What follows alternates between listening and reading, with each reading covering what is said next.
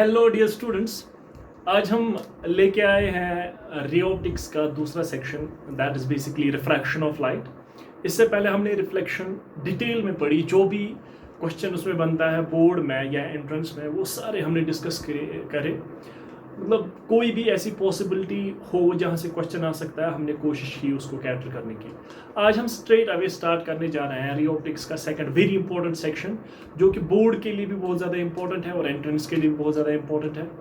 ज़्यादातर इसमें questions board में आते हैं, तो that's basically refraction of light. Let us start. देखिए, रिफ्रैक्शन ऑफ लाइट क्या होता है। जैसे हमने रिफ्लेक्शन को डिफाइन करा था बेंडिंग ऑफ लाइट, लेकिन जब हमने रिफ्लेक्शन डिस्कस करा था उसमें हमने एक चीज़ नोट्स की कि जो मीडियम होता है वो हम चेंज नहीं करते हैं। दैट मीन्स लाइट बेंड होती है किसी सरफेस से, किसी जो ओपेक सरफेस होता है उस पे इंसिडेंट होके वो बेंड हो जाती है, ठीक है ना। That phenomena is called as reflection. उसमें ये बात बहुत इंपॉर्टेंट है कि मीडियम जो होता है वो चेंज नहीं हो रहा है, ठीक है ना। यानी कि जो ये फिनोमेनन होता है रिफ्लेक्शन का, ये एक ही मीडियम में होता है। लेकिन जब हम रिफ्रैक्शन की बात करते हैं उसमें क्या होता है, you can see on the board, refraction में भी बेंड होती है लाइट, लेकिन लाइट बेंड होती है because of change in the medium. यानी कि एक मीडियम से जब लाइट दूसरे मीडियम में जाती है और फिर लाइट बेंड करती है, we call that phenomena as refraction of light. That means the basic difference between the reflection and refraction is that in a reflection single medium is involved, but in refraction two media are involved. यानी कि एक medium से जब दूसरे medium में light जाती है तभी ये फिनोमेना होता है। तभी हमने इसको डिफाइन करा है, the phenomenon of bending of light when it passes from one medium to another medium of different optical densities. Now the important point here is optical density, ठीक है ना। यानी कि जब लाइट एक मीडियम से दूसरे मीडियम में जाती है, ट्रेवल करती है, ठीक है ना, तो बेंड करती है वो लाइट। अगर वो बेंड करती है तो उस फिनोमेनन को हम बोलते हैं रिफ्रैक्शन ऑफ लाइट, ठीक है ना। बट कंडीशन इज दैट ये जो दो मीडिया है ना जिसकी हम बात कर रहे हैं, उनकी जो ऑप्टिकल डेंसिटी होनी चाहिए वो डिफरेंट होनी चाहिए। दैट मीन्स लाइट बेंड होना when it passes from one medium to another medium is called as refraction. But the important condition here is that कि जो दो मीडिया है, मीडियम्स है जिनकी हम बात कर रहे हैं, उनकी जो ऑप्टिकल डेंसिटी है ना वो डिफरेंट होनी चाहिए। अब क्वेश्चन रहा कि ये ऑप्टिकल डेंसिटी क्या होता है, तो इजीली हम इसको अंडरस्टैंड कर सकते हैं। ऑप्टिकल डेंसिटी हम डिवाइड कर सकते हैं इस बेस पे मीडियम को दो सेक्शंस में। एक तो बेटा जो होता है ऑप्टिकली डेंसर मीडियम, दूसरा होता है optically rare medium. Simple. Optical density से हम मीडियम को दो भागों में डिवाइड करते हैं, दो हिस्सों में डिवाइड करते हैं। एक तो होता है ऑप्टिकली डेंसर मीडियम और ऑप्टिकली रेयर मीडियम। अगर हम ऑप्टिकल डेंसिटी की बात करें, it's totally different from mass density. जो हम होता है वो डेंसिटी रो, मास पर यूनिट वॉल्यूम, ठीक है ना। ये तो सबने पढ़ा है, सबको पता है ये क्या होता है। ये कुछ डिफरेंट होता है यहाँ पे, ठीक है ना। तो क्या होता है ये, अगर हम ऑप्टिकली डेंसर मीडियम की बात करते हैं, हम कैसे बोले कि मीडियम ऑप्टिकली डेंसर है, अगर स्पीड ऑफ लाइट इस मीडियम में कम हो, ठीक है ना। और ऑप्टिकली रेयर मीडियम क्या होता है, अगर स्पीड ऑफ लाइट उस मीडियम में ज्यादा हो। दैट मींस ऑप्टिकल डेंसिटी को हम कैसे एनालाइज कर सकते हैं। ऑप्टिकल डेंसिटी जो प्रॉपर्टी है एक मीडियम की, हम कैसे उसको एनालाइज कर सकते हैं। We can analyse that property by speed of light in that medium. If speed of light in that medium is less, अगर स्पीड ऑफ लाइट उस मीडियम में कम हो तो हम उस मीडियम को ऑप्टिकली डेंसर मीडियम बोलते हैं। And if the speed of light in that medium is more, अगर स्पीड ऑफ लाइट उस मीडियम में ज्यादा है तो हम उसको ऑप्टिकली रेयर मीडियम बोलते हैं। That means optically denser medium का मतलब जिसमें स्पीड ऑफ लाइट कम होती है, ऑप्टिकली रेयर मीडियम का मतलब होता है जिसमें स्पीड ऑफ लाइट ज्यादा होती है। बिल्कुल सिंपल तरीके से हम इसको समझ पा रहे हैं कि ऑप्टिकल डेंसिटी कैसे, optical denser medium, optical rare medium, ठीक है ना। ऑप्टिकली डेंसर मीडियम और ऑप्टिकली रेयर मीडियम, ठीक है ना। जिसमें स्पीड कम हो ऑप्टिकली डेंसर, जिसमें ज्यादा हो ऑप्टिकली रेयर मीडियम। बिल्कुल सिंपल। देखिए, अगर हमें फॉर एग्जांपल ये ऑप्टिकल डेंसिटी अब प्रॉपर्टी की एक्सप्लेन करनी, यहाँ पे तो समझ नहीं आया। दैट मीन्स हमें पहले स्पीड मेजर करनी है, तब जाके हमें ऑप्टिकल डेंसिटी के बारे में पता चलेगा, ठीक है ना। लेकिन क्या कोई ऐसी प्रॉपर्टी है, if there is any property जिसको हम अगर एनालाइज करें, जिसका वैल्यू अगर हम निकालें तो हम optical density of the medium के बारे में पता करता है. Yes, there is a property called as refractive index. गौर से देखिएगा, रिफ्रैक्टिव इंडेक्स, रिफ्रैक्टिव इंडेक्स. ये जो रिफ्रैक्टिव इंडेक्स होता है, इससे हम बेसिकली डिटरमाइन कर पाते हैं optical density of the medium. यानी कि अब तो समझ आया होगा ऑप्टिकल रियरर और ऑप्टिकल डेंसर क्या होता है, ठीक है ना. अगर हमें देखना होगा कि मीडियम ऑप्टिकली रियरर है या डेंसर है, हम एक प्रॉपर्टी को डिफाइन करते हैं, that's basically called as refractive index. अगर हम रिफ्रैक्टिव इंडेक्स को एक्सप्लेन कर पाएंगे, वैल्यू निकाल पाएंगे एक मीडियम के लिए, हमें ऑटोमेटिकली जो ऑप्टिकल डेंसिटी है ना वो क्लियर हो जाती है, उसका वैल्यू निकल आ जाता है कि ऑप्टिकली डेंसर मीडियम है या ऑप्टिकली रियरर मीडियम है. बात समझ में आ रही है ना. हाँ, अगर हम रिफ्रैक्टिव इंडेक्स की बात करें तो सिंपल बात है. देखिए, ये जो रिफ्रैक्टिव इंडेक्स है इसको मैं RI से डिनोट करता हूं. RI stands for refractive index. आराम से देखिएगा, it is directly proportional to optical density. Optical density, what does that mean? अगर इसको एक्सप्लेन करें, इसका मतलब ये हुआ कि अगर रिफ्रैक्टिव इंडेक्स एक मीडियम का ज्यादा है, वो ऑप्टिकली डेंसर मीडियम हो गया, और अगर रिफ्रैक्टिव इंडेक्स एक मीडियम के लिए कम है, वो ऑप्टिकली रियरर मीडियम हो गया. दैट मींस सिंपल तरीका है ये एनालाइज करने के लिए whether medium is optically denser और optically rarer. What is that? That is to find the value of refractive index for that medium. यो रिफ्रैक्टिव इंडेक्स क्या होता है ये अभी समझ में आएगा. Just I am just calling that, अगर आपको ऑप्टिकल डेंसिटी एक मीडियम की ऑब्जर्व करनी है, उसका वैल्यू निकालना है, you have to basically calculate the refractive index. अगर रिफ्रैक्टिव इंडेक्स ज्यादा है, it's optically denser medium.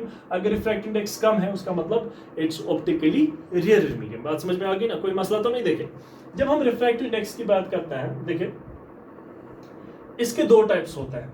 Definition भी ऑटोमेटिकली क्लियर हो जाएगी आगे, ठीक है. इसके दो टाइप्स होता है. एक तो बेटा जी होता है absolute refractive index, absolute refractive index. दूसरा होता है relative refractive index, relative refractive index. That means जब हम रिफ्रैक्टिव इंडेक्स की बात करते हैं, इसके दो टाइप्स होते हैं. एक तो होता है एब्सोल्यूट रिफ्रैक्टिव इंडेक्स, दूसरा होता है रिलेटिव रिफ्रैक्टिव इंडेक्स. ये चीज एक्सप्लेन करने से definition of refractive index clear हो जाएगी, और आपको ये भी पता चलेगी कि you will be able to calculate the value of refractive index. When you will calculate the value of refractive index, automatically you come to know whether medium is optically denser medium or optically rarer medium. Simple तरीके से, ठीक है ना. अब देखिए, जब हम absolute refractive index की बात करते हैं या रिलेटिव रिफ्रैक्टिव इंडेक्स की बात करते हैं, सबसे पहले आप याद रखेंगे जो रिफ्रैक्टिव इंडेक्स है ना, इसको हम n से डिनोट करते हैं. कुछ बुक्स में म्यू से भी डिनोट करते हैं, n या म्यू, जो आपको अच्छा लगे. म्यू या n से इसको डिनोट करते हैं, ठीक है ना. हम n से डिनोट करेंगे. अगर हम एब्सोल्यूट रिफ्रैक्टिव इंडेक्स की बात करें, इसको हम डिनोट करते हैं बेटा जी n से, ठीक है ना.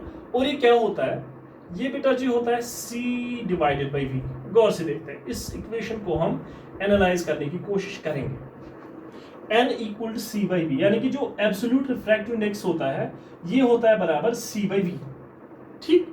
और इस इक्वेशन से क्या पता चलता है हमें, गौर से देखिएगा, n equal to c by v, c by v. अगर आपने बेसिक मैथमेटिक्स पढ़ा है तो आपको ये पता होगी कि जब हम डिवाइड करते हैं, we are basically comparing the two quantities. Division का मतलब होता है कंपैरिजन. दैट मींस अगर हम ये देखें, c is velocity of light in vacuum और इन एयर, ठीक है ना, क्योंकि वो ऑलमोस्ट सेम ही होती है. v is velocity of that light in any other medium. That means what we are trying to compare here is basically हम speed of light in vacuum और speed of that light या speed of light in medium, उन दो को हम compare करना चाहते हैं, ठीक है ना. तो अगर हम speed of light in any other medium को कंपेयर कर रहे हैं speed of light in vacuum के साथ, जो वहां से वैल्यू आ रहा है c by v, it's called as absolute refractive index. बात समझ में आ रही है ना. यानी कि एब्सोल्यूट रिफ्रैक्टिव इंडेक्स किसके बराबर होता है? It's equal to c by v. और इसका मतलब क्या हुआ? इसका मतलब ये हुआ, we are basically comparing the speed of light in medium to that of speed of light in vacuum, ठीक है ना. हम स्पीड ऑफ लाइट को कंपेयर कर रहे हैं speed of light in medium, उसको कंपेयर कर रहे हैं speed of light in vacuum के साथ. And this type of refractive index is called as absolute refractive index. आराम से देखें, अगर फॉर एग्जांपल हम ऐसे, गौर से देखिएगा, मैं कुछ चीजें रिपीट करता हूं, देखो मैं आपको बोल रहा हूं कि ऑप्टिकल डेंसिटी जो होती है वो कैसे हम कैलकुलेट कर सकते हैं, bye calculating the value of refractive index, ठीक है ना। मैंने आपको सीधे बोला कि रिफ्रैक्टिव इंडेक्स और ऑप्टिकल डेंसिटी जो बेटा जी होती है वो डायरेक्टली प्रोपोर्शनल होता है, यानी कि अगर रिफ्रैक्टिव इंडेक्स ज़्यादा है मीडियम इज ऑप्टिकली डेंसर, अगर रिफ्रैक्टिव इंडेक्स कम है मीडियम इज ऑप्टिकली रेयर। बात समझ में आ रही है ना। अब मैंने जो रिफ्रैक्टिव इंडेक्स है उसके मैंने दो टाइप्स बोले आपको, एक तो बेटा जी एब्सोल्यूट, दूसरा होता है रिलेटिव, ठीक है ना। और जब हमने एब्सोल्यूट रिफ्रैक्टिव इंडेक्स की बात की उसको मैंने एन से नोट करा, वो होता है बेटा जी बराबर C/V, ठीक है। और मैंने आपको ये बोला कि डिवीजन में क्या होता है, डिवीजन में हम कंपेयर कर रहे हैं, और यहाँ पे हम क्या कंपेयर कर रहे हैं, basically we are comparing the speed of light in two different, एक तो मीडियम में, ठीक है ना, दूसरा हम वैक्यूम में, यानी कि we are basically comparing the speed of light in a medium to the speed of light in vacuum. अगर हम ऐसा कंपैरिजन कर रहे हैं जो वैल्यू आ रहा है वहां से, that's called as absolute refractive index, ठीक है ना। लेट अस सी दैट अगर फॉर एग्जांपल रिफ्रैक्टिव इंडेक्स का वैल्यू मैं ऐसे बोल रहा हूं n for diamond, refractive index for diamond is I think 2.4, ये वैल्यू होगा, इसका यूनिट नहीं होगा बिकॉज इट्स बेसिकली वेलोसिटी पे वेलोसिटी, तो यूनिटलेस क्वांटिटी होगी और डायमेंशनलेस क्वांटिटी होगी। बात समझ में आ रही है ना, ठीक है ना। अगर ये 2.4 है तो इसका मतलब क्या हुआ, इसका मतलब ये हुआ कि जिस मीडियम की मैं बात कर रहा हूं यानी कि डायमंड की मैं बात कर रहा हूं, इसमें जो स्पीड ऑफ लाइट है ना वो 2.4 टाइम्स लेसर है as compare to speed of light in vacuum. ये रिफ्रैक्टिव इंडेक्स का मतलब होता है। अगर फॉर एग्जांपल हम ऐसे लिखें, गौर से देखिएगा, इस इक्वेशन को मैं ऐसे लिख सकता हूं V इज इक्वल C/M, गौर से देखिएगा C/M। इसका मतलब ये हुआ V in particular medium will be equal to 1/n times C, ठीक है ना। इसका मतलब ये हुआ कि उस मीडियम में 1 refractive index time lesser velocity है लाइट की as compare to velocity of light. That means अगर हम एब्सोल्यूट रिफ्रैक्टिव इंडेक्स या रिफ्रैक्टिव इंडेक्स की बात करते हैं, ये रिफ्रैक्टिव इंडेक्स हमें क्या बोलता है, कौन सी इंफॉर्मेशन दे रहा है, ठीक है ना। It gives me the information की जो ये वेलोसिटी ऑफ लाइट होती है इन पर्टिकुलर मीडियम ये कितनी कम है as compare to yes speed of light in vacuum. बात समझ में आ रही है ना। अगर फॉर एग्जाम्पल मैं ऐसे बोलूँ तो डायमंड के लिए, और रिफ्रैक्टिव इंडेक्स अगर हम फॉर एग्जाम्पल ग्लास के लिए बोले इट इज 1.5 आई थिंक, ठीक है ना, 1.5। तो इस वैल्यू से क्या पता चलेगा, अगर ये समझ में आया तो ये बोल सकते हैं कि जो स्पीड ऑफ लाइट है in glass it is 1.5 times lesser than speed of light in vacuum. इसी तरह से अगर हम रिफ्रैक्टिव इंडेक्स ऑफ वाटर ले लें इट्स इक्वल टू 1.33, ठीक है ना। तो इसका मतलब ये हुआ कि अगर हम लाइट को वाटर में चलाते हैं उसकी जो स्पीड है वो 1.33 टाइम्स लेसर है as compare to speed of light in vacuum. This is basically the refractive index. That means refractive index हमें क्या कैलकुलेट करके दे रहा है, ठीक है ना। It basically gives me the value कि जो स्पीड ऑफ लाइट है पर्टिकुलर मीडियम में ये कितनी कम हो रही है as compare to speed of light in vacuum. Because जो सबसे तेज है, सबसे फास्ट स्पीड की हम बात कर रहे हैं वो बेसिकली ये है speed of light in vacuum 3 × 10⁸ metre पर सेकंड। जो भी कोई वेलोसिटी होगी वो उससे कम होगी, ना उसके बराबर होगी ना उससे ज्यादा हो सकती है, ठीक है ना। बात समझ में आ रही है।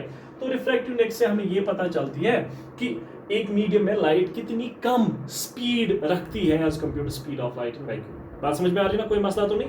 And this type of refractive index is called as absolute refractive index. और एब्सोल्यूट रिफ्रैक्टिव इंडेक्स किसके बराबर होता है, C/V, यानी कि we are comparing the velocity of light in a medium to the velocity of light in vacuum. बात समझ में आ गई ना, कोई मसला तो नहीं। ओके, दैट मीन्स अगर हम रिफ्रैक्टिव इंडेक्स का वैल्यू निकालते हैं तो मैंने आपको बोला था it basically is directly proportional to yes, it is directly proportional to optical density.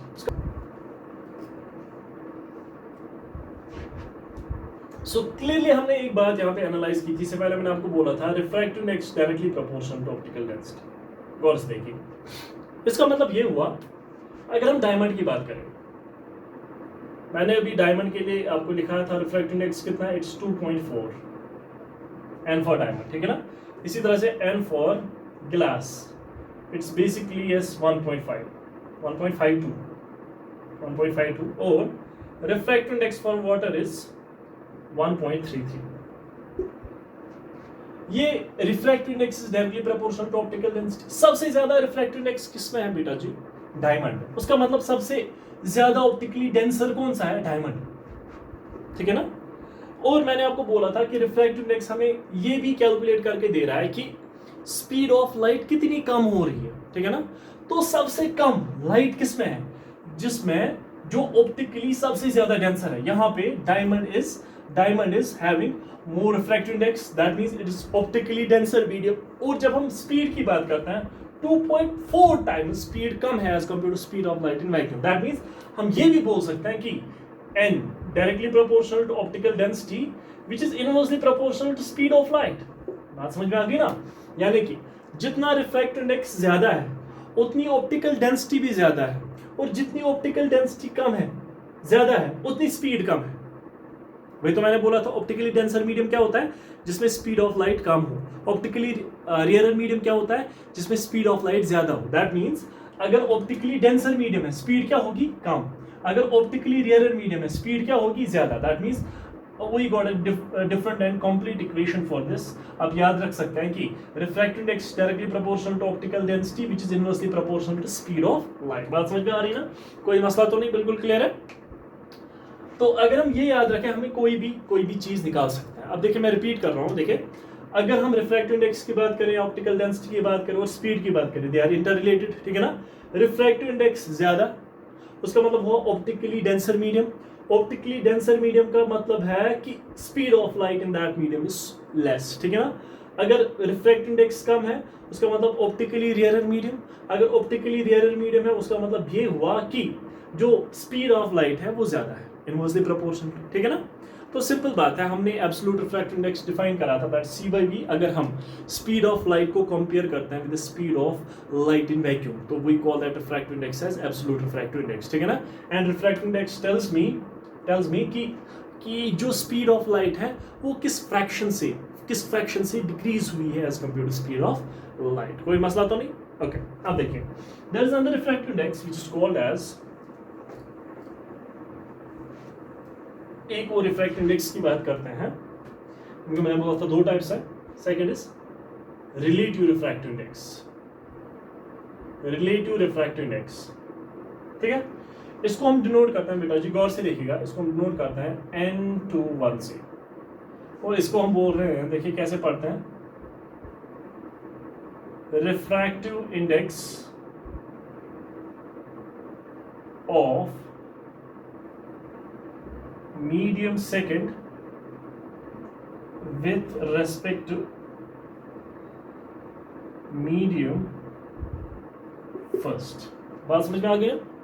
ये होता है रिलेटिव रिफ्रैक्टिव इंडेक्स। एब्सोल्यूट को हम खाली n से डिनोट करते हैं, ठीक है ना। बात समझ में आ रही है ना। और जब हम रिलेटिव रिफ्रैक्टिव इंडेक्स की बात करते हैं इसको हम n/1 से डिनोट करते हैं, और इसका मतलब क्या होता है? Refractive index of medium second with respect to medium first. और जब हम देखते हैं किसके बराबर होता है, और ये क्या हमें देता है वो हम आगे देखेंगे, ठीक है ना। n/1 it's equal to n2 divided by n1, n2 divided by n1, यानी it's the ratio of refractive index of second medium to that of first medium. बात समझ में आ रही? कोई मसला तो नहीं? यहाँ तक क्लियरली देखिए ये क्या होता है, रिलेटिव रिफ्रैक्टिव इंडेक्स से भी क्लियर हो जाएगा। देखिए अगर हम रिफ्रैक्टिव इंडेक्स की बात करें, n किसके बराबर? c/v, ठीक है ना, इट्स एब्सोल्यूट रिफ्रैक्टिव इंडेक्स। अगर हम n1 की बात करें, n1 सबस्क्रिप्ट 1 लगा, c इज कांस्टेंट, c/v1, और n2 की बात करें तो ये बनेगा बेटा जी c/v2, ठीक है ना। यानी कि रिफ्रैक्टिव इंडेक्स हम सेट फर्स्ट मीडियम के ले रहे हैं, absolute refractive index, and this is basically refractive index yes second medium के लिए, ठीक है, c/v2। बात समझ में आ रही है ना। अब इसमें सब्स्टिट्यूट करते हैं, देखिए n2 will be equal c/v2 and n1 will be equal to c/v1, क्योंकि n c/v के बराबर, n c/v के सबस्क्रिप्ट 2, यहाँ भी 2, यहाँ 1, यहाँ 1, इसमें नहीं हो सकता because it's universal constant which is speed of light in vacuum. तो ये बनेगा बेटा जी, गौर से देखिएगा, c/v2 इंटू v1/c, ये कैंसिल हो गया तो ये बना v1 divide by v2, that is equation बनी यहाँ पे। गौर से देखिएगा, n/1 refractive index of medium second with respect to first, it's equal refractive index of medium second to that of first, and it's also equal to velocity in medium 1 to that of velocity in medium 2 of the light। अब देखिए इसमें और इसमें क्या difference है, यानी कि what is the difference between relative refractive index and absolute refractive index. जब हम एब्सोल्यूट रिफ्रैक्टिव इंडेक्स की बात करते हैं, we compare the speed of light in any other medium to that of speed of light in vacuum. यानी कि अगर मैं किसी भी मीडियम में लाइट को चला रहा हूँ, उसकी जो स्पीड होती है उसको मैं कंपेयर करता हूँ speed of light in vacuum से, ठीक है ना। उसको हम एब्सोल्यूट रिफ्रैक्टिव इंडेक्स, क्योंकि मैंने आपको बोला refractive index is nothing, it's comparison of velocities of light in two different mediums, ठीक है ना। बात समझ में आ गई ना। अब पहले केस में एब्सोल्यूट में हम एक तो वैक्यूम लेते हैं, ठीक है ना, और कोई और मीडियम लेते हैं। लेकिन जब मैं रिलेटिव रिफ्रैक्टिव इंडेक्स की बात करता हूँ, इसमें क्या होता है, इसमें हम वेलोसिटीज को कंपेयर करते हैं in two different mediums other than vacuum, vacuum को छोड़ के।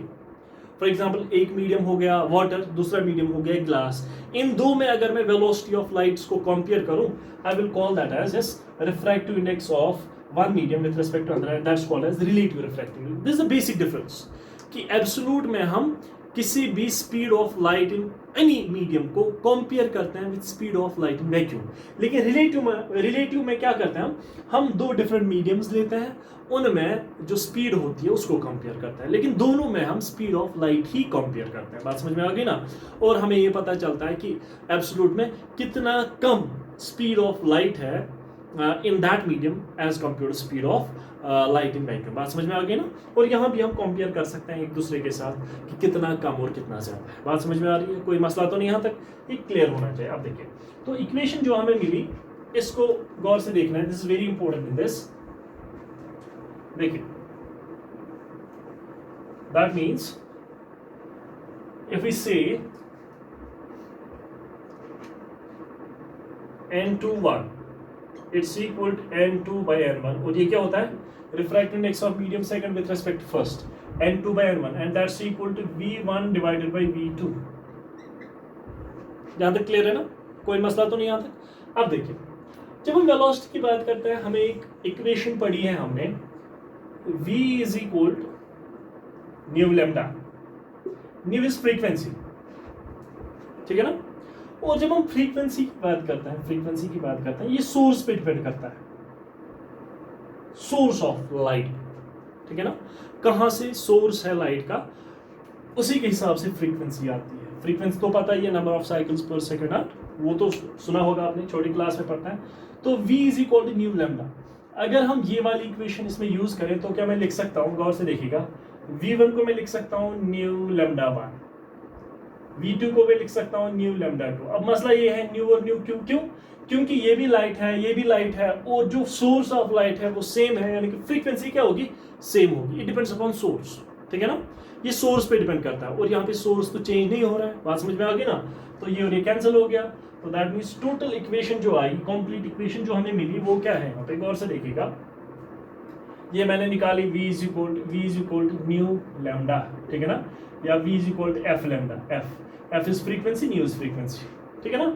ये कैंसिल हो गया, that means total equation is n21 is equal to n2 divided by n1, that's equal to v1 divided by v2, and that's equal to lambda 1 divided by lambda 2। This is the complete equation जो हम निकाल सकते हैं। ये कुछ चीजें आगे simplify कर देता है, इसलिए हम यहाँ निकाल रहे हैं, ठीक है ना। तो दैट मींस रिफ्रैक्शन क्या होता है, bending of light when light pass from one medium to another medium of different optical densities. Optical density, this medium can be optically denser or optically rarer। optical density, optically denser medium जो होता है उसमें जो speed of light होती है वो ज्यादा होती है। ऑप्टिकली रेयर में, ऑप्टिकली डेंसर मीडियम जो होता है उसमें स्पीड ऑफ लाइट कम होती है, और जो ऑप्टिकली रेयर मीडियम होता है उसमें स्पीड ऑफ लाइट ज्यादा होती है, ठीक है ना। तो मैंने उसके लिए भी आपको एक इक्वेशन दी थी, होपफुली यू रिमेंबर दैट, कि refractive index n, it is directly proportional to optical density and which is inversely proportional to speed of light, ठीक है ना जी। मैंने उसके लिए इक्वेशन बनाई थी आपको, देखिए कि रिफ्रैक्टिव इंडेक्स जितना ज्यादा उतना ऑप्टिकली डेंसर, रिफ्रैक्टिव इंडेक्स जितना कम उतना ऑप्टिकली रेयर, ठीक है ना।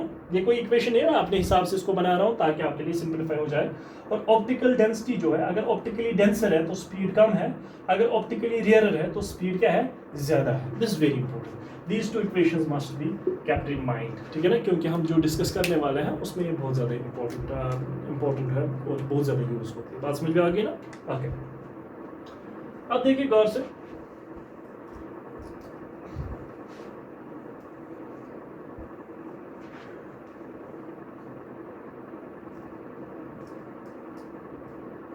There is small concept that, या मैं आपको रिकॉल करा दूं, अगर फॉर एग्जांपल अब होगा NGW, तो इसका मतलब क्या हुआ, refractive index of glass with respect to water, तो किसके बराबर होता है, refractive index of glass to that of refractive index of water, ठीक है ना।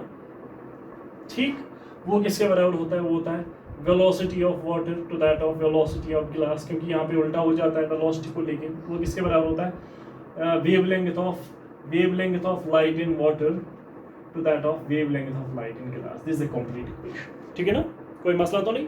आप इसको आराम से देख सकते हैं इस इक्वेशन को, दिस वेरी इंपॉर्टेंट इक्वेशन, कि किसी भी पेयर ऑफ मीडियम के लिए आप इसको लिख सकते हैं, आराम से लिख सकते हैं, ठीक है ना।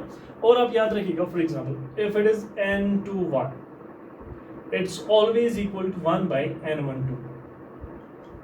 आप इसको सॉल्व भी कर सकते हैं, फॉर एग्जांपल N21 किसके बराबर, इट्स इक्वल टू यस, यहाँ से लिखता हूँ मैं N21 is equal to N2 divide by N1, ठीक है ना। अगर इसको सॉल्व करें, this will equal 1 divide by N12 will be equal to N1 divide by N2, reciprocal होके क्या आएगा बेटा जी, N2 डिवाइड बाई N1, तो देखिए N1 by N2 and N2 by N1, ठीक है ना। That means N21 it's always equal to 1 by N12। तो अगर आपको दिया है refractive index of one medium with respect to another, आप इजीली निकाल सकते हैं refractive index of that medium with respect to previous one. बात समझ में आ गई ना। This also an important equation, आप याद रख सकते हैं इसको, N21 will be equal N12 reciprocal, ठीक है ना। या इसमें अगर लिखें, हम ऐसे लिख सकते हैं, गौर से देखिएगा, सी हियर, ये कुछ टिडबिट्स है जो हम यूज कर रहे हैं इसमें आराम से। फॉर एग्जाम्पल हम ये लिख सकते हैं, refractive index of water with respect to glass, it will be equal to 1 by refractive index of glass with respect to water, यानी कि इनका उल्टा। बात समझ में आ गई ना, कोई मसला तो नहीं, बिल्कुल क्लियर होना चाहिए। आप देखिए, जैसे हमने रिफ्लेक्शन को स्टडी करने के लिए लाज पढ़े थे, ठीक है ना, और वहाँ पे हमने देखा था angle of incidence is equal to angle of reflection, और भी कोई ला देखा था हमने, ठीक है ना, incident ray, reflected ray and the normal they lie in the same plane. इसी तरह से रिफ्रैक्शन को स्टडी करने के लिए हमें लॉज दिए हैं, those laws are called as laws of refraction. बात समझ में आ रही। और जब हम उसकी बात करते हैं, देखिए लॉज ऑफ रिफ्रैक्शन की बात करते हैं,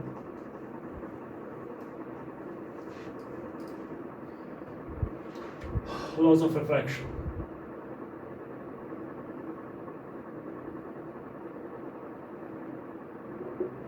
तो पहला जो लॉ है, law one is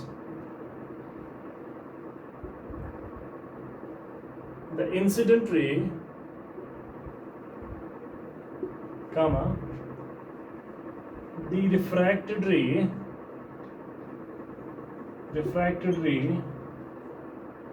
and normal lie in the same plane।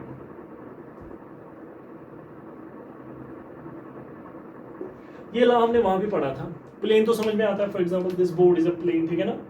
For example this is X X Y axis, X axis, so this is X Y plane.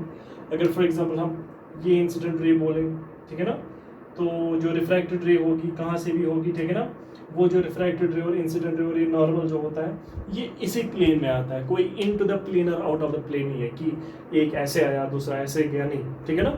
जिस प्लेन, अगर हम प्लेन की बात करें, बस एक ही प्लेन में सारा लाई करता है। इसी प्लेन में इंसिडेंट रे भी होगी, नॉर्मल भी होगा, रिफ्रैक्टेड रे भी होगी।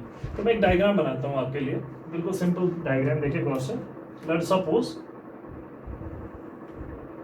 दिस इज द इंटरफेस, ये इमेजिनरी इंटरफेस होता है। इंटरफेस का मतलब होता है it's basically an imaginary boundary जो दो मीडियम्स को सेपरेट करती है, ठीक है ना। ये जो इंटरफेस होता है, ये इमेजिनरी बाउंड्री होती है बिटवीन टू मीडियम्स, ठीक है ना। अब देखिए, लेट अस सपोज ये मीडियम इसका रिफ्रैक्टिव इंडेक्स N1, ये मीडियम इसका रिफ्रैक्टिव इंडेक्स N2, ठीक है। ये हो गई बेटा जी आपके लिए incident ray, this the incident ray. This point is called as point of incidence, as usual हमने ये डिस्कस करा है इससे पहले भी। और नॉर्मल ड्रॉ करेंगे तो परपेंडिकुलर ड्रॉ करेंगे इस पॉइंट ऑफ इंसिडेंस पे, ये परपेंडिकुलर होगा यानी कि 90 डिग्री होगा यहाँ पे, ठीक है। इसको नॉर्मल बोलते हैं, एन डैश बोलते हैं, ठीक। और लेट सपोज ये जो रे है ये बेंड होके निकली, तो दिस रे इज कॉल्ड एज रिफ्रैक्टेड रे। गौर से देखिए,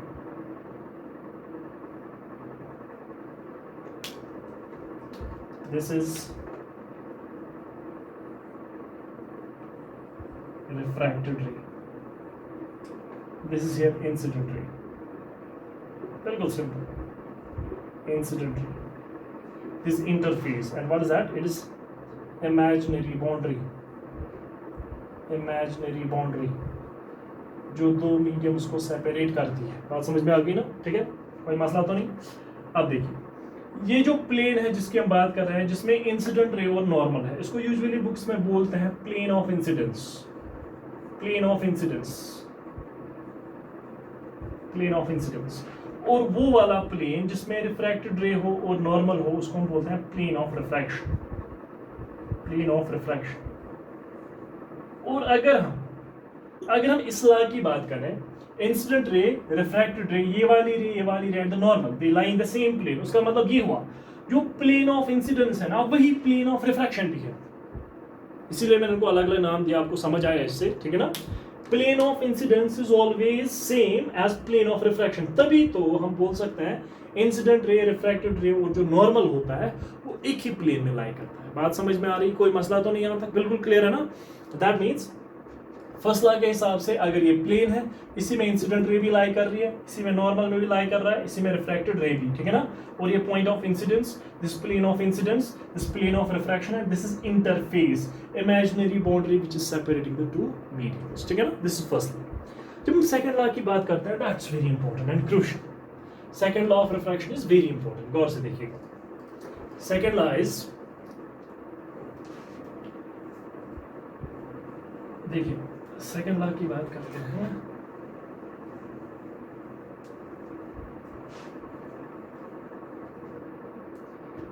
फर्स्ट लॉ तो बिल्कुल सिंपल है. अब जब हम सेकंड लॉ की बात करते हैं, देखिए गौर से, ये बेटा जी हो गया आपका इंटरफेस, ये हो गई आपकी इंसिडेंट रे, ये हो गया नॉर्मल बेटा जी, नॉर्मल, ठीक है. And let us suppose this is a refracted ray, दूसरी इंसिडेंट रे है, ये हो गया नॉर्मल, ठीक है ना. Let us suppose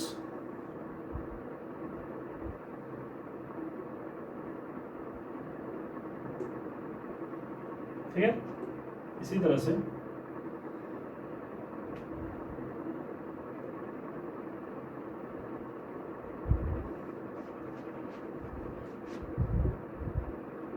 गौर से देखिए, ये जो एंगल होता है between incident and the normal, you know that it's called as angle of incidence. Let me name it as I1, I for incidence, and let me name this as I2 and this as I3, ठीक.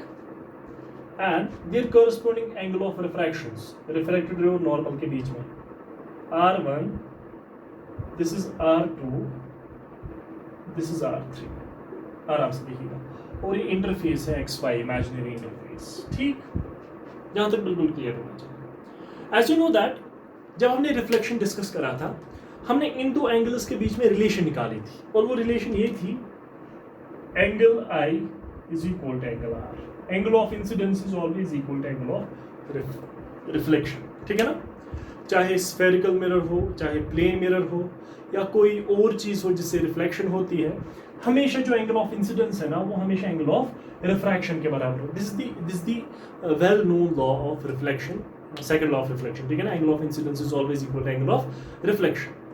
तो इसी तरह से अगर हम यहाँ पे देखें, angle I1, R1 refraction, I2 incidence, R2, और अब देखिए मैंने ओरिएंटेशन थोड़ी इंसिडेंट रेज की चेंज करी है, ठीक है ना. ऑब्वियसली जिस तरह से यहाँ पे एग्जिस्ट करेगी relation between angle of incidence and angle of refraction, इसी तरह से यहाँ पे भी एंगल ऑफ इंसिडेंस और एंगल ऑफ रिफ्रैक्शन के बीच में एक वेल डिफाइंड रिलेशन होगी, ठीक है ना. बहुत सारों ने ये रिलेशन निकालने की कोशिश की. Finally there was a physicist that was known as Snell. He was known as Snell. He gave a law that was called as Snell's law. उसने रिलेशन निकाल के दी between angle of incidence and the corresponding angle of refraction. बात समझ में आ गई ना. उसने बोला कि for pair of medium, for example अगर हम इसका रिफ्रैक्टेड एक्स N1 बोले, इसका रिफ्रैक्टेड एक्स N2 बोले, यानी कि यहाँ पे जो पहला और सेकंड मीडियम है वो चेंज नहीं हो रहे हैं. हम यहाँ पे बस एंगल ऑफ इंसिडेंस चेंज कर रहे हैं and the corresponding angle of refraction change हो रहा है, ठीक है ना. And what is the relation? He said that Snell की बात करते हैं, सिनेल्स लॉ, ठीक है ना, Snell's law for a pair of media, this is very important, pair of medium या मीडियम्स, पेयर ऑफ मीडियम्स,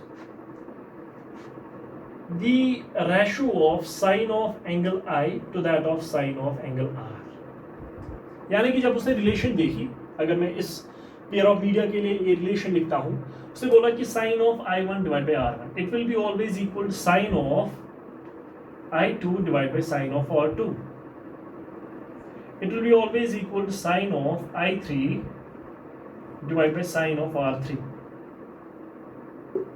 ठीक है ना। तो एक रिलेशन आ गई, यानी कि अगर मैं sine of angle of incidence I1 to that of sine of angle of refraction R1, इनका रेशियो बनाता हूं, it will be a constant quantity, ठीक है ना। यहां पे भी I2 divide by R2, sine of I2 divide by R2, it will be always constant quantity, जो यहां पे कांस्टेंट क्वांटिटी आती है वही यहां पे कांस्टेंट क्वांटिटी आएगी। और अगर हम sine of I3 to that of sine of R3 देखें, ये भी वही कांस्टेंट क्वांटिटी आएगी, यानी कि the ratio of sine of angle of incidence to that of sine of angle of refraction for a pair of mediums, ठीक है ना, it's a constant quantity, is constant, ये हमेशा कांस्टेंट रहता है। He came out with this relation, उसने relation, ठीक है ना। और ये कांस्टेंट किसके बराबर होता है, ये भी उसने बोला, गौर से देखेंगे, मैं यहां से लिखता हूं sine of I1 to that of sine of R1, यानी कि जो यहां पे रेशियो आया साइन I साइन R का R1 का, वो बराबर होगा sine of I2 to that of sine of R2, यानी कि जो यहां पे रेशियो आएगा साइंस का, ठीक है ना, और जो एंगल्स हैं इनके, sine of I3 to that of sine of R3, और वो जो कांस्टेंट है उसने बोला इट्स इक्वल टू n/1, और वो आपको पता है n/1 क्या होता है, n/1 is basically refractive index of medium second with respect to first, यानी कि जब भी हम पेयर ऑफ मीडियम्स के लिए, पेयर ऑफ मीडियम्स के लिए रेशियो लेते हैं sine of angle of incidence to that of corresponding sign of angle of refraction, ये कांस्टेंट क्वांटिटी होती है, और ये क्वांटिटी किसके बराबर होती है, refractive index of medium second to that of medium first. This famous relation came to be known as Snell's law, इसी को हम सिनेल्स लॉ बोलते हैं। बात समझ में आ गई ना, ये रिलेशन हमें सिनेल ने दी थी, that's why it's called as Snell's law. इसको हम आगे भी ले जाएंगे, बिल्कुल सिंपल है ये, देखिए दैट मींस अगर फॉर एग्जांपल हम कोई भी पेयर ऑफ मीडिया लेते हैं, गौर से देखेंगे, होपफुली आपके समझ में आया होगा। See,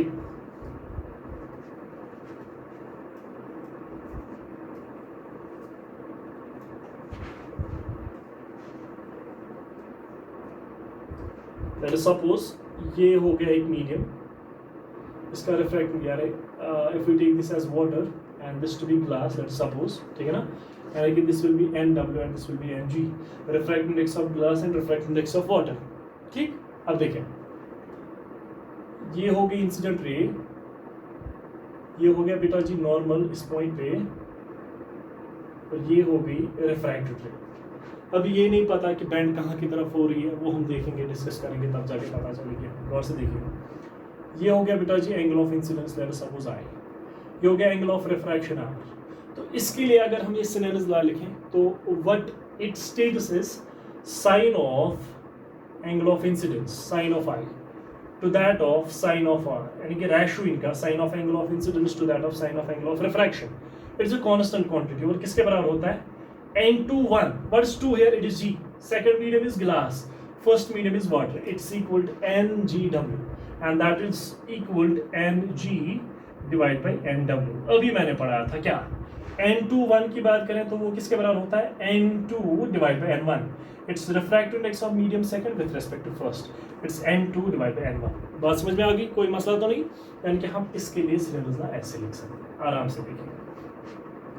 अब इसको आगे ले जाना है, दैट मीन्स अगर हम एक पेयर ऑफ मीडिया की बात करते हैं, the ratio of sine of angle of incidence to that of sine of angle of refraction is a constant quantity and that's basically equal to yes refractive index of medium second to that of refractive index of medium first. तो simply हम यहाँ पे definition लिख सकते हैं scenarios law, yes, according to scenarios law this very important, अगर हम board की बात करें तो बहुत ज़्यादा इंपॉर्टेंट है। According to scenarios law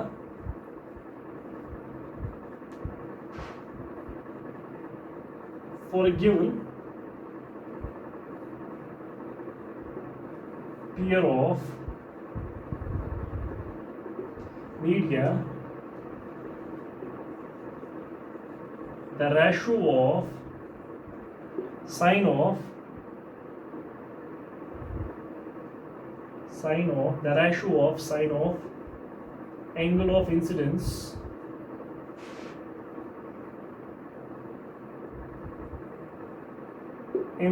to that of sine of angle of refraction is a constant quantity.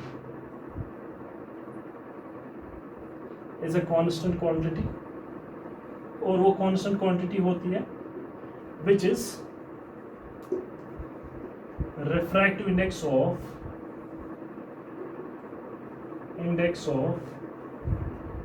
ऊपर लिख देता हूँ मैं medium 2 second with respect to medium 1 and that's n2 ठीक है ना. सो this is basically the scenario कि अगर हम एक पेयर ऑफ मीडिया लेते हैं we take the ratio of sine of angle of incidence to that of corresponding sine of angle of refraction. It's always a constant quantity for a pair of media. ठीक है ना. अगर angle of incidence change होता है जो corresponding angle of refraction वो भी change होता है. किस तरह से चेंज होगा कि sin i by sin r हमेशा constant होना चाहिए, उसका वैल्यू वेरी नहीं करना चाहिए, नहीं करेगा for a pair of media. ठीक है ना, क्योंकि this is the observation which was done by Snell. अब अगर इस लॉ को हम गौर से देखें तो मैंने आपको अभी बहुत सारी चीजें लिखाई थी. Obviously will be remembering them. मैं इसको रब कर देता हूं, पॉज करके आप इसको लिखिए. सही.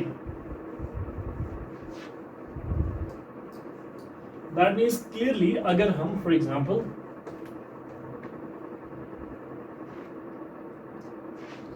दो मीडियम्स की बात करें, ये हो गया इंटरफेस, ये हो गई इंसिडेंट रे, ये हो गई रिफ्रैक्टेड रे, ये हो गया एंगल ऑफ इंसिडेंस, ये हो गया angle of refraction. Let's suppose this is n1, this n2. ठीक है ना. तो हम लिख सकते हैं Snell's law sine of angle of incidence to that of sine of angle of refraction is a constant quantity n2 1. और वो होता है बेटा जी n2 by n1, अभी हमने डिस्कस करा. और वेलोसिटी में वो होता है v1 by v2. You recall the previous equation and that's equal lambda 1 by lambda 2. This is basically the complete equation of the Snell's law. ये कंप्लीट इक्वेशन है. वहाँ से sin i by sin r is equal to n2 1 constant quantity which is refractive index of medium second with respect to first, n2 by n1 which is equal to v1 by v2 which is equal to lambda 1 divided by lambda 2. बिल्कुल clear है, बात समझ में आ रही है ना, कोई मसला तो नहीं. आगे अगर फॉर एग्जांपल हम लेट्स सपोज ये इक्वेशन गौर से देखेंगे, sin of i divided by sin of r that's equal to n2 divided by n1. गौर से देखेंगे तो क्या आपको ये लग रहा है, देखिए this is angle of incidence and this is basically refractive index of that medium जहां पे एंगल ऑफ इंसिडेंस बन रहा है. ठीक है ना. अब देखिए if we analyse this equation deeply can we say that sin i it is inversely proportional to n1, क्योंकि यहाँ i ऊपर है और यहाँ n1 नीचे है. तो हम इसको एनालाइज इस तरह से कर सकते हैं ऐसे कि sin of i it's inversely proportional to yes refractive index of that medium जिसमें ये एंगल बन रहा है.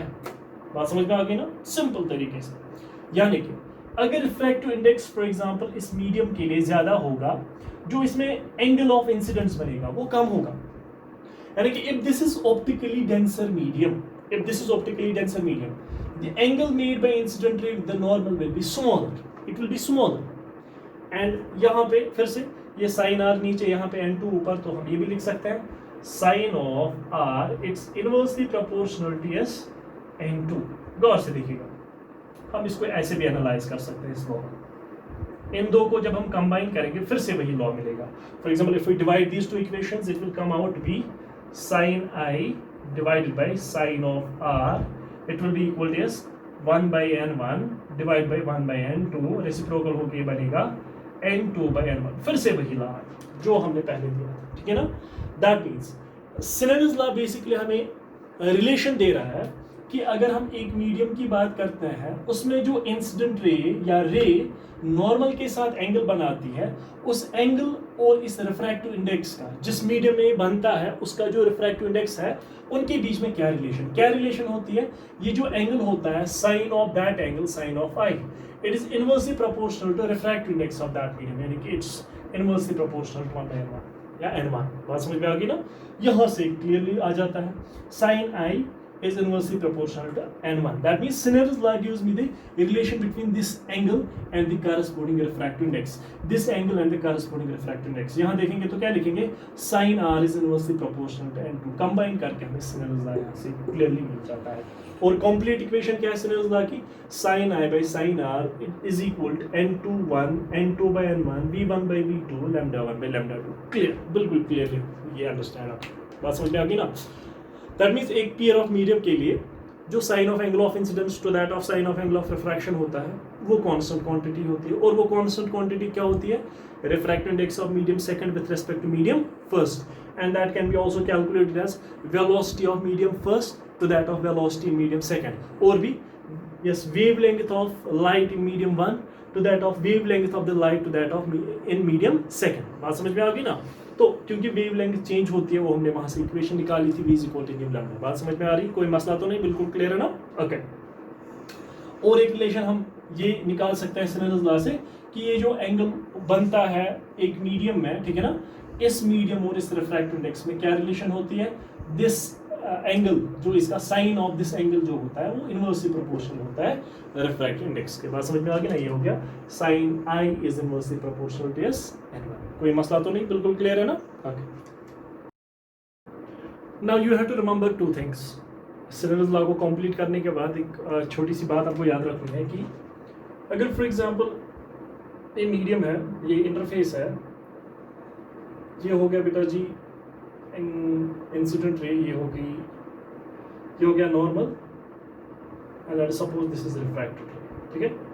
ये हो गया n1, ये हो गया n2, such that n1 is less than n2। इसका क्या मतलब हुआ कि पहला जो मीडियम है इसका जो रिफ्रैक्टिव इंडेक्स है वो कम है as compare to refractive index of the medium second. ठीक, इसका मतलब ये हुआ ये ऑप्टिकली रेयर मीडियम है, ये ऑप्टिकली डेंसर मीडियम। तो मैं यहाँ लिख दूँ this is rare medium and this is denser medium. ठीक है, अगर सपोज यहाँ पे एंगल ऑफ इंसिडेंस आई हो गया और यहाँ पे एंगल ऑफ रिफ्रैक्शन आर हो गया। ठीक है, यू विल रिमेंबर दैट जब लाइट रे पास करती है रेयर से denser medium it bends towards normal. ठीक है ना, तो अब याद रखेंगे when light passes from rarer to denser medium, it bends towards the norm। याद रखेंगे towards the norm। ठीक, दूसरा केस ये होगा इसका उल्टा। अगर एक रे for example this is interface imaginary surface, ये इंसिडेंट रे हो गई, ये हो गया बेटा जी नॉर्मल आपका, and this is the refracted रे, ये n1 ये n2 such that n1 is greater than n2। ये लेस देन था, ग्रेटर देन का मतलब हुआ ये बेटा जी हो गया आपका डेंसर मीडियम और ये हो गया आपका रेयर मीडियम। तो ये एंगल ऑफ इंसिडेंस, ये एंगल ऑफ रिफ्रैक्शन। ठीक, इस केस में आपको याद रखना है कि जब लाइट रे पास करती है डेंसर से rare medium it bends away from the normal, ये नॉर्मल से दूर जाती है। हम इसको स्नेल्स लॉ से प्रूव भी कर सकते हैं। ठीक है ना, आराम से प्रूव कर सकते हैं, यहाँ पे प्रूव करने की जरूरत नहीं है, बस याद रखिए आप when light passes from denser to rarer medium, it bends away from the normal। ये नॉर्मल से दूर जाती है। You have to remember these two things कि जब रेयर से डेंसर मीडियम जाएगी रे will bend towards the normal, जब डेंसर से रेयर मीडियम जाएगी द रे will bend away from the normal. बात समझ में आई? अब देखिए हम स्नेल्स लॉ पे एक छोटा सा क्वेश्चन कर देते हैं। वो बिल्कुल सिंपल रहेगा आपके लिए, बस सिनर्स लॉ से रिकॉल हो जाएगा। सिंपल सा क्वेश्चन देखते हैं। Let us take a circular section, ठीक है ना। इसका जो रिफ्रैक्टिव इंडेक्स है हम कंसीडर करते हैं √3। ये पॉइंट एक है, यहाँ से इंसिडेंट रे आई बेटा जी ऐसे, ये इसका सेंटर हो गया, तो ये नॉर्मल हो गया। नॉर्मल डालने का तरीका पता ही है आपको कि अगर सर्कुलर सेक्शन या सर्कुलर सरफेस में आपको नॉर्मल ड्रॉ करना है, you have to draw the line जो सेंटर से पास करे, वो नॉर्मल होती है, परपेंडिकुलर होती है, ठीक है ना। तो ये रियल मीडियम यहाँ से इसने लिया है आयर, यानी कि इसका जो रिफ्रैक्टिव इंडेक्स n होगा वो होगा बेटा जी 1, ठीक है ना। आयर का रिफ्रैक्टिव इंडेक्स 1 होता है, ठीक। और यहाँ इसका रिफ्रैक्टिव इंडेक्स √3 दिया है, यानी कि ये डेंसर मीडियम है, दिस इज डेंसर मीडियम, और ये रियल मीडियम है, इट्स रियल मीडियम, ठीक है ना। तो पहला जो यहाँ पे पॉइंट बनता है, the light ray is going from real to denser medium, that means it will bend towards the normal, ये ऐसे नॉर्मल की तरफ जाएगी, ठीक। और ये एंगल दिया है आपको, इट्स 60 डिग्री, ठीक है। ये पॉइंट की बात करते हैं, नॉर्मल ड्रॉ करते हैं, तो ये बेटा जी आपका नॉर्मल हो गया, क्योंकि लाइन पास करनी चाहिए सेंटर से, तो सेंटर से पास हो रही है, ये नॉर्मल हो गया। And it will bend away from the normal, because इस पॉइंट पे ये डेंसर से रियरर मीडियम जा रहा है, when it goes from denser to rarer it bends away from the normal. That is ये जो एंगल है यहाँ पे बेटा जी, ये थीटा है, यहाँ से लेके ये रेडियस हो गया r, तो हमें थीटा निकाले पहले इस पॉइंट पे। तो सिंपल बात है, अगर मैं इस पॉइंट के लिए सिनेरियोस लॉ यूज करता हूँ, तो व्हाट है right, sine of i divided by sine of r, that's equal to n2 divide by n1, ये है ना सिनेरियोस लॉ, ठीक। अब देखिए sine i that is sine of 60 degree, ये 60 डिग्री दिया है, r क्या है यहाँ पे theta, divided by sine of theta, that's equal to n2 किसके बराबर, n2 है बेटा जी, n2 है √3, refractive index of second medium √3, क्योंकि ये दूसरा मीडियम है, लाइट यहाँ से आ रही है फर्स्ट मीडियम से, जा रही है इसमें सेकंड मीडियम में, √3 डिवाइडेड बाय 1। तो क्या हम ऐसे लिख सकते हैं, sine of 60 degree divide by √3 will be equal to sine of theta, आराम से लिख सकते हैं, ठीक है ना। अब देखें, sine of theta will be equal sine 60 होता है √3/2, ठीक है, whole divide by √3 divide by 1, ठीक। ये कैंसिल हो गया, या उल्टा हम लिख सकते हैं इसको ऐसे, अगर आपको ज़्यादा लग रहा है यहाँ पे, ये हो गया √3/2 डिवाइड बाय √3/1, वो हो गया बेटा जी √3/2 इंटू 1/√3, ये कैंसिल हो गया।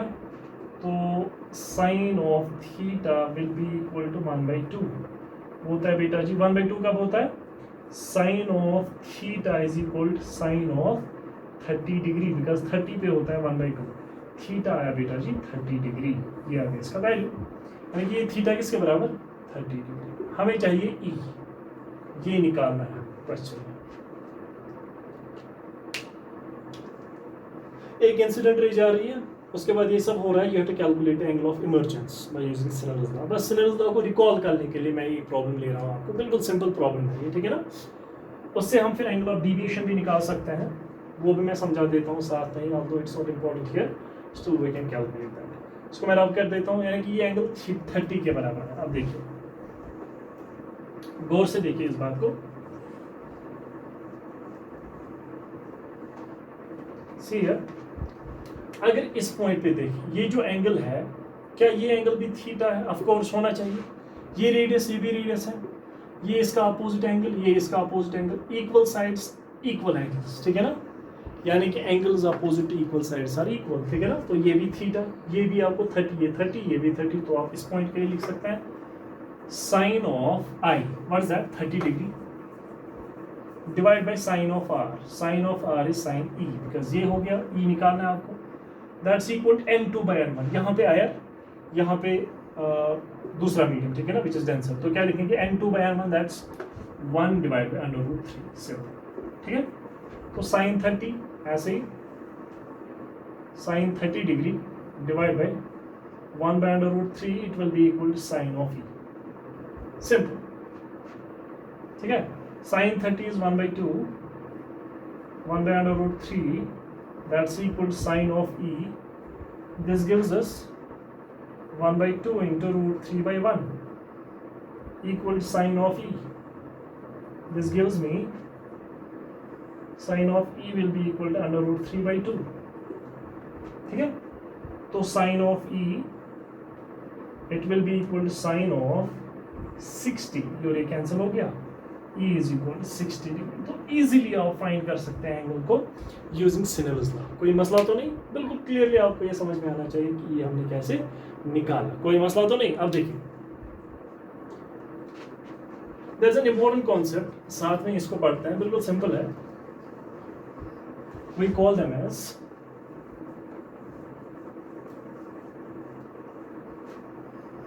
cases of no refraction, cases of no refraction, cases of no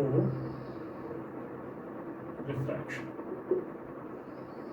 ठीक है, देखिए अगर ये इंसिडेंट अगर ये इंटरफेस है, ये इंसिडेंट रे है, यानी कि incident ray is normal to the interface. ठीक, अगर नॉर्मल ड्रॉ करेंगे तो वो भी यहीं से आएगा। ठीक है, हम देखते हैं रिफ्लेक्टेड रे कहाँ से होगी। तो अगर इस पॉइंट पे हम सिनेलस लॉ लिखते हैं, what we write sine of i divided by sine of r, that's equal to n to 1। Clear, and that's equal to n to 1 ऐसे रखते हैं। Sine of i that is sine of 90 degree divided by sine of r, that's equal to n to 1। Clear, इसको हम देखते हैं। पहला case of no refraction की बात कर रहे हैं। नो रिफ्रैक्शन का मतलब हुआ जब लाइट पास होती है from one medium to another, but इसमें क्या होता है, इसमें लाइट बेंड नहीं होती है, यानी कि रिफ्रैक्शन नहीं होती, because refraction is defined as bending of light. ठीक, अब देखिए ये हो गया बेटा जी 0 divided by n to 1 that's equal to sine r. Clear, ये यहाँ ये नीचे आ गया। ठीक है ना, 0 by this that's equal to 0, यानी कि sine of r that's equal to sine of या 0 sine of r that's equal to sine of 0, because 0 sine of 0 degree का वैल्यू होता है, ये कैंसिल हो गया, r is equal to 0 degree. यानी कि यहाँ पे अगर हम एंगल ऑफ इंसिडेंस की बात करें वो तो 0 डिग्री है ही, क्योंकि there is 0 angle between incident ray and the normal. बात समझ में आ रही ना। अब जब हम एंगल ऑफ रिफ्रैक्शन की बात कर रहे हैं वो भी 0 है, यानी कि रिफ्रैक्टेड रे भी सीधे जहाँ से नॉर्मल है वहीं से चली गई है। This becomes case of no refraction, यानी कि पहला केस ये है कि जब इंसिडेंट रे नॉर्मल होती है, नॉर्मली पास करती है टू द इंटरफेस, ठीक है ना, या स्ट्राइक करती है, इंसिडेंट होती है to the interface, it suffers no refraction, इसमें कोई रिफ्रैक्शन नहीं होती है। दूसरा केस में बिल्कुल सिंपल है कि अगर रिफ्रैक्टिव इंडेक्स चेंज नहीं हो रहा हो, यानी कि अगर हम दो मीडियम लेते हैं उनका रिफ्रैक्टिव इंडेक्स सेम हो, ठीक है ना, ऐसे this is interface, if refractive index n1 this is n2 such that n1 is equal to n2, ठीक है ना। तो इस केस में देखते हैं, ये होगी बेटा जी इंसिडेंट रे, ये हो गया पॉइंट ऑफ इंसिडेंस, ये normal.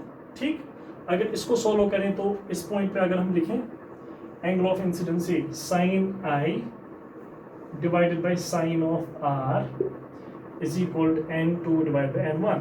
This is Snell's law, है ना। अब देखिए n2 और n1 बराबर है, that means this is equal to 1. It indicates sine of I is equal to sine of r, क्योंकि 1 into r that is sine of r, that means I will be equal to r. What does that mean?